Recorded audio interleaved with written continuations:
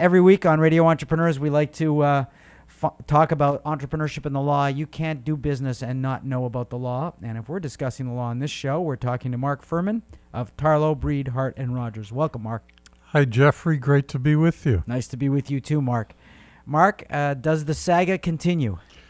Well, we may have a resolution of the DeMoulas case after 24 years since the lawsuit was filed.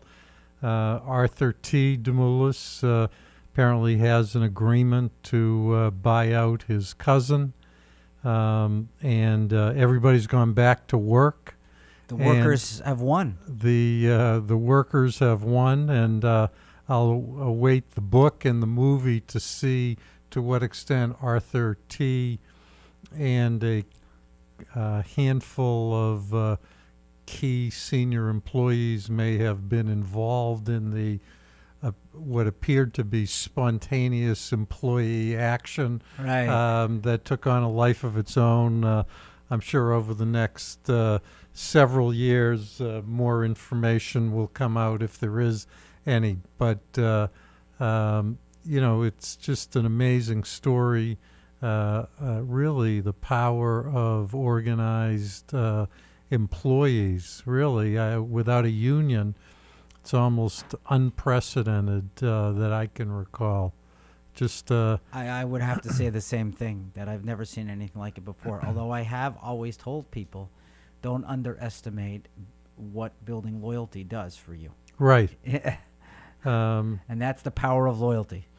And an interesting, conflict from the news reports where, Arthur T. had a management philosophy that was generous to employees. Disputes among co-owners continue to be a source of litigation all the time.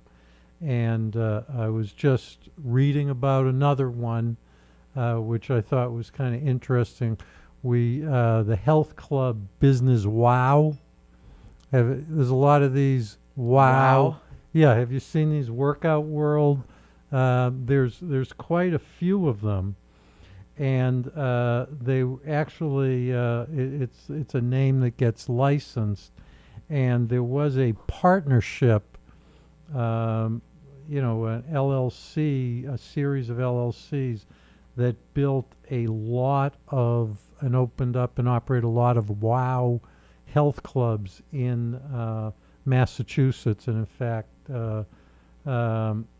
and there was an operating agreement and 3 main partners, and one of the partners had a desire to expand greatly the business, and the other partners, one was opposed and one was on the fence. That's not unusual. I've seen that a dozen times. So the partner who wanted to expand met a investor, appears to be like a money guy, and he brought him in to advise him on the business of WOW. And there were maybe 12 health clubs. And he paid him personally. Well, he was given access to all of the secret sauce of WOW, according to a lawsuit that was filed. The business model, the financials, the payroll records, advertising. It seemed like basically the whole enchilada. Oh, yeah. And they together opened up a series of other clubs, and they got sued. And there was a operating agreement between them, between the 3 original owners of these clubs, that prohibited anyone from competing within a 50-mile radius.